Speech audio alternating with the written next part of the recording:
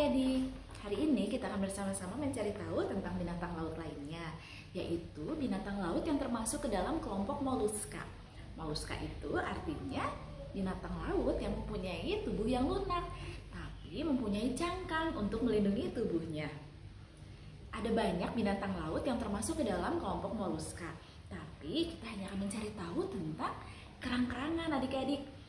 Ya, kerang juga sebenarnya ada macam-macam, tapi kita hanya akan mencari tahu tentang kerang berkatup ganda atau bivalvia.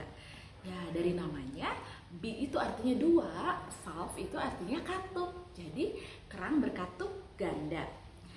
Nah, kerang ini adalah binatang laut yang hidupnya tidak aktif adik-adik.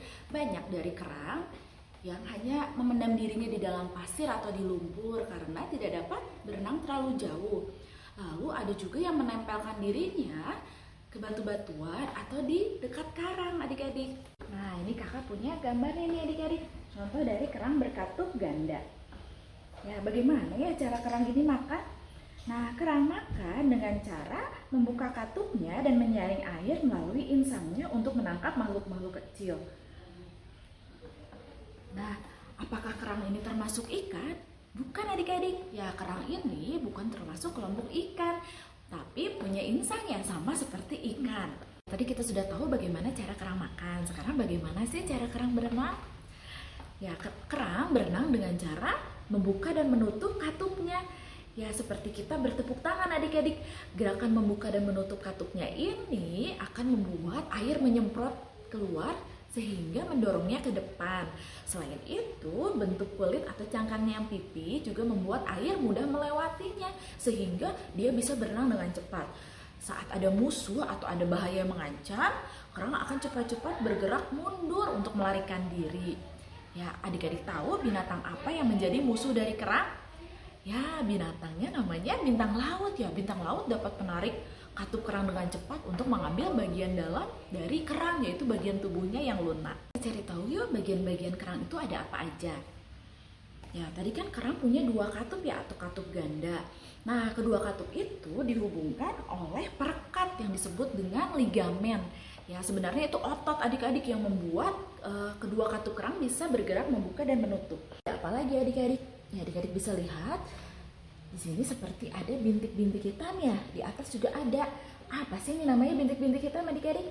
Nah, bintik-bintik hitam itu disebut dengan barisan mata kecil adik-adik ya. Ya, berbaris kan? Ya, mata-mata kecil disebutnya barisan mata kecil. Buat apa ya? Nah, barisan mata kecil ini berfungsi untuk merasakan apabila ada benda yang bergerak di sekitarnya atau misalnya musuhnya, lalu juga untuk mengetahui perubahan cahaya, ya misalnya gelap atau terang. Lalu dia juga punya tentakel adik-adik. Nah, di sini ada tentakel-tentakelnya ya, tentakel-tentakel kecil. Nah, dia juga fungsinya untuk mengetahui apabila di sekitarnya ada musuh. Seperti tadi apa? Bintang laut. Kerang itu kulitnya berbintik-bintik ya. Ternyata ada fungsinya juga loh warna kulitnya yang berbintik-bintik itu. Jadi dia kalau berlindung di batu-batuan, nanti musuhnya nggak kelihatan karena warnanya mirip dengan batu-batuan yang ada di sekitarnya. Nih kakak punya contohnya. Nah, ini adalah salah satu dari katup kerang berkatup ganda. Ya, mestinya kan ada dua ya adik-adik ya. Nah, warnanya gimana adik-adik?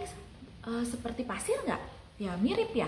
Nah, warnanya tadi ini membuat dia mudah untuk menyamarkan diri. Jadi kalau musuhnya lagi berenang di sekitarnya, mungkin bisa dikiranya pasir karena warnanya mirip.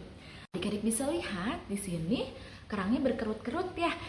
Nah, ini cantik seperti kipas sih bentuknya adik-adik. Nah, dari kerutan ini kita bisa mengetahui loh umur dari kerang adik-adik. Ya, dengan menghitung kerutan yang ada di tepinya, kita bisa tahu umur kerang. Nah, kita hitungnya coba. Kerutan di sini ada berapa ya adik-adik ya?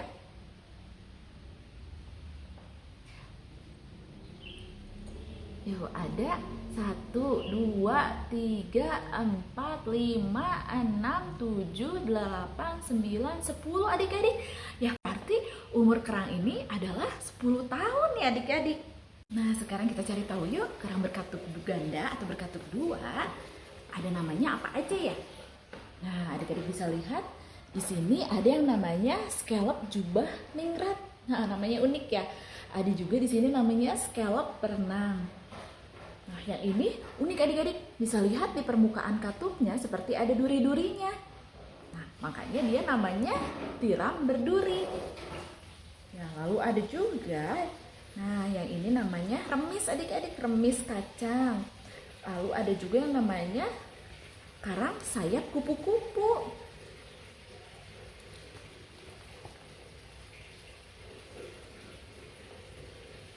Nah, di sini adik-adik ada juga yang namanya kokel pasir berduri. Ada juga namanya remis raksasa beralur. Nah, ini adik-adik, ya namanya raksasa, berarti gimana kira-kira ukurannya? Besar. Ya, ukurannya bisa mencapai 1 meter lebih dan beratnya bisa mencapai 250 kilo adik-adik. Nah, kerang raksasa ini banyak dimanfaatkan manusia, termasuk untuk membuat bak mandi dan juga nampan makanan. Kulitnya begitu kuat sehingga bisa dijadikan kepala kapak untuk menebang pohon loh.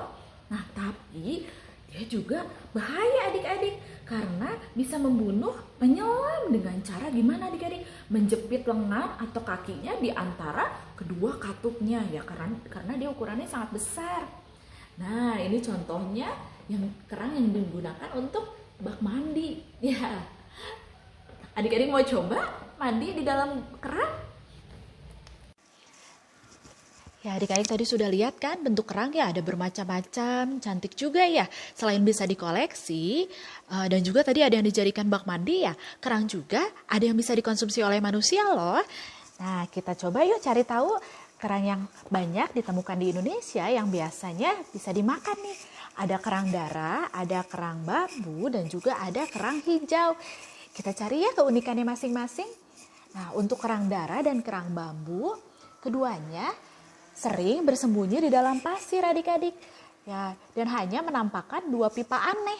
Nah, ini dia adik-adik, seperti ada 2 pipa ya. Ya, yang kelihatan dari permukaan pasir. Nah, pipa ini disebutnya dengan sifon. Untuk bersembunyi di dalam pasir, kerang menggerak-gerakkan kakinya yang kuat. Nah, ini adik-adik, saat air pasang naik, dia keluar dari dalam pasir untuk mencari makan. Dengan menggunakan sifonnya tadi, kerang memompa air yang mengandung makanan dan oksigen yang ia butuhkan. Nah, ini namanya tadi apa adik-adik? Kerang darah. Kenapa ya disebutnya kerang darah? Ya, karena di dalam cairannya ada yang namanya hemoglobin ya. Hemoglobin itu biasanya ada di dalam sel darah kita ya. Makanya disebutnya dengan kerang darah. Lalu kalau yang ini tadi apa namanya adik-adik? Kerang bambu. Nah, kerang bambu ini bisa menembus kedalaman pasir hingga 1 meter. Dia menyaring air untuk mencari makan.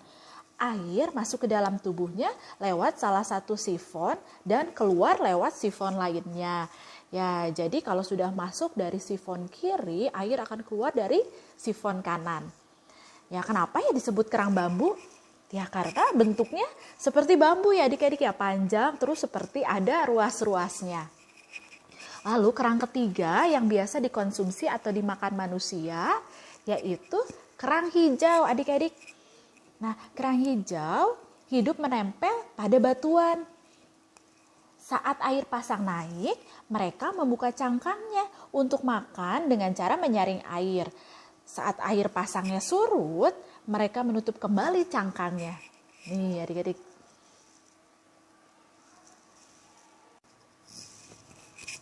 Ya, selain itu adik-adik, dari kerang juga bisa menghasilkan perhiasan loh adik-adik. Ada yang tahu adik-adik?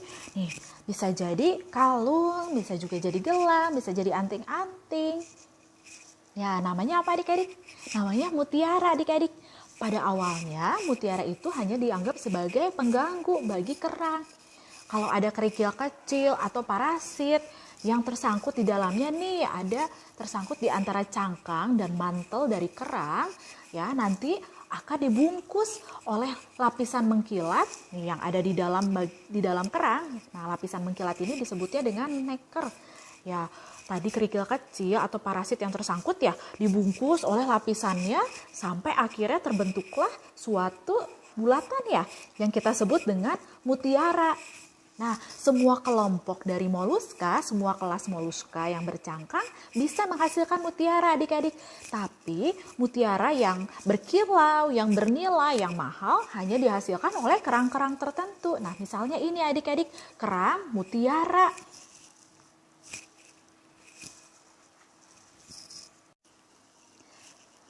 Ya, kerang kan macam-macam ya adik-adik ya. Nah, berarti mutiara yang dihasilkan juga macam-macam adik-adik. Yang paling besar bisa mencapai 4 cm diameternya adik-adik. Bentuk yang paling disukai oleh orang-orang mutiara yang bentuknya bundar, sangat bundar. Warnanya juga bisa macam-macam adik-adik, tergantung dari jenis kerangnya dan juga jenis yang tadi lapisan yang ada di dalam kerang. Ya, warnanya ada yang warnanya biru, ada yang warnanya hitam, dan ada yang warnanya putih.